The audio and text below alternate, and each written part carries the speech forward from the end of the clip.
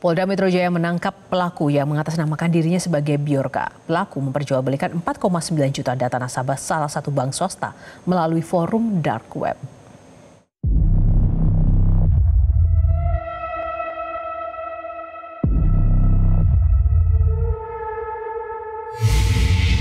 WFT alias orang yang mengaku sebagai Bjorka hanya bisa tertunduk ketika Polda Metro Jaya mengumumkan secara resmi di depan awak media atas kasus kejahatan yang dilakukannya.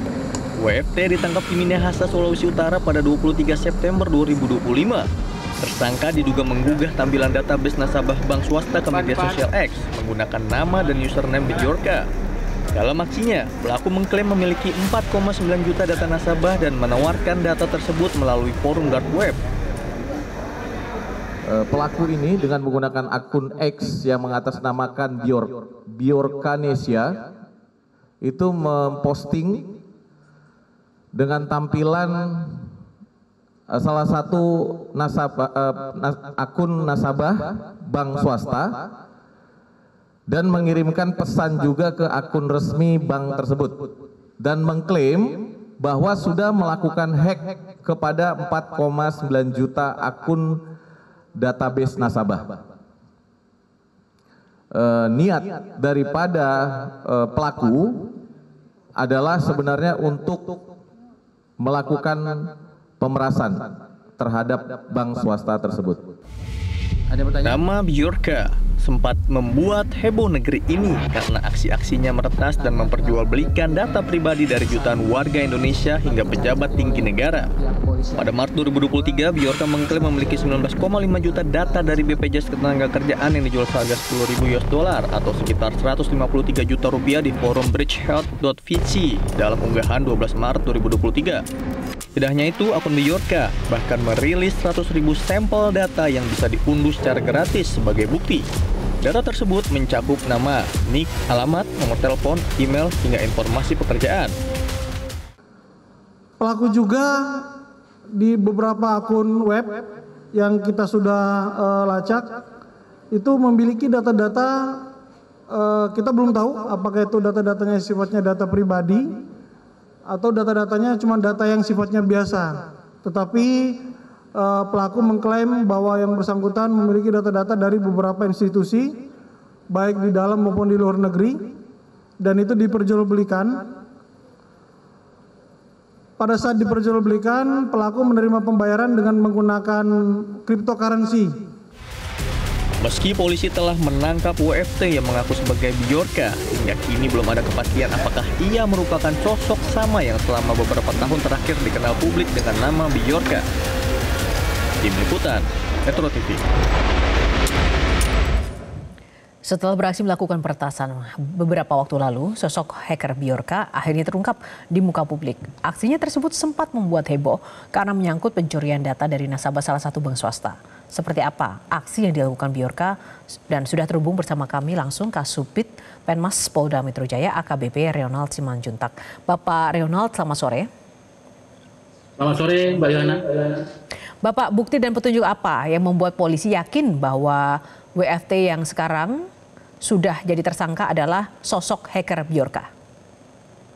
Ya, pada kesempatan yang baik ini kami sampaikan bahwa hingga saat ini yang masih bisa kita buktikan, ya, yang kita buktikan sesuai dengan alat bukti yang didapatkan oleh penyidik ialah terkait dengan tindak pidana yang dilaporkan oleh salah satu bank swasta kepada Polda Metro Jaya yang mengenai bahwa ada akun nasabahnya yang diunggah di dark web, kemudian dia juga mengklaim sudah memiliki 4,9 juta data, ya, yang sudah dia curi atau dia ambil, yang sudah dia miliki, dan dia akan jual itu di dark web.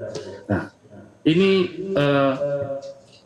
saat ini yang bisa dibuktikan oleh penyidik adalah mengenai tentang perkara tersebut. Nah, untuk perkara-perkara yang atau hal-hal yang berhubungan dengan Bjorka yang mana sudah mengklaim dirinya ada memiliki sudah mencuri beberapa data di beberapa perusahaan asuransi kesehatan baik di Indonesia maupun dari luar negeri. Kemudian beberapa data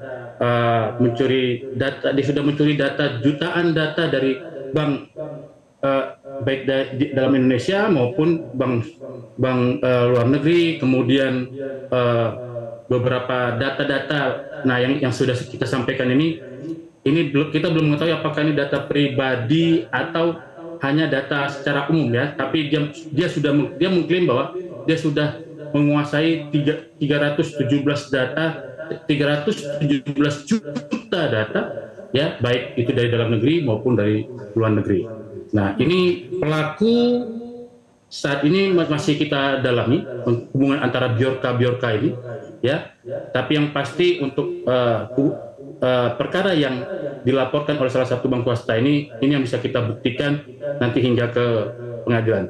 Nah, yang lain ini masih butuh pendalaman dan masih mengumpulkan alat bukti digital lainnya untuk menentukan apakah Bjorka ini ada hubungan dengan Bjorka yang Nah, kalau WFT ini Pak, sebelumnya. Ini pelaku tunggal atau ada orang lain yang juga terlibat dengan WFT?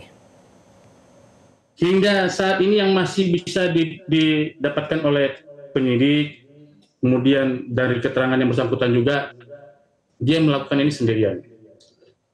Bjorka ini sebenarnya adalah sosok anak muda yang, mohon maaf, yang bersangkutan ini adalah yatim piatu, kemudian tidak lulus sekolah, ya, maksudnya dia hanya sekolah di batas jenjang menengah atas, tapi tidak lulus, tetapi dia mempunyai kemampuan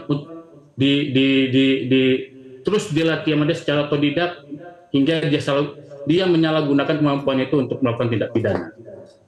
Nah, ya Pak, karena kan sebelumnya kita mengetahui Pak, Bjorka ini kan cukup dikenal begitu menjadi sosok hacker yang berbahaya, dan ini sebenarnya data apa saja sebenarnya yang sudah dijual oleh WFT di dark web ini?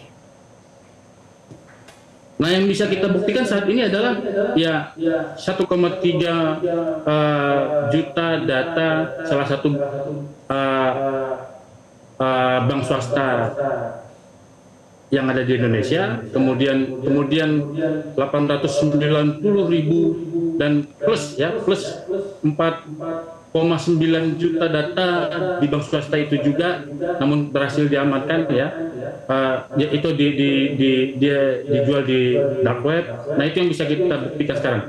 Tapi penyidik tetap akan berupaya untuk pembuktian masalah atau mengenai tentang ada dia menjual di dark web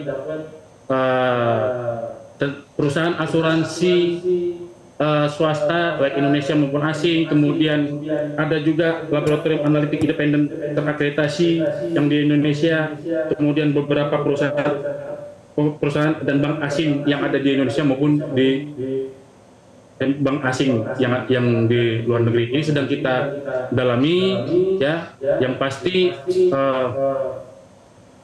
penyidik dari Direktorat Reserse Siber terus akan mendalami apakah ini Bjorka yang dimaksud dari Bjorka yang sebelumnya.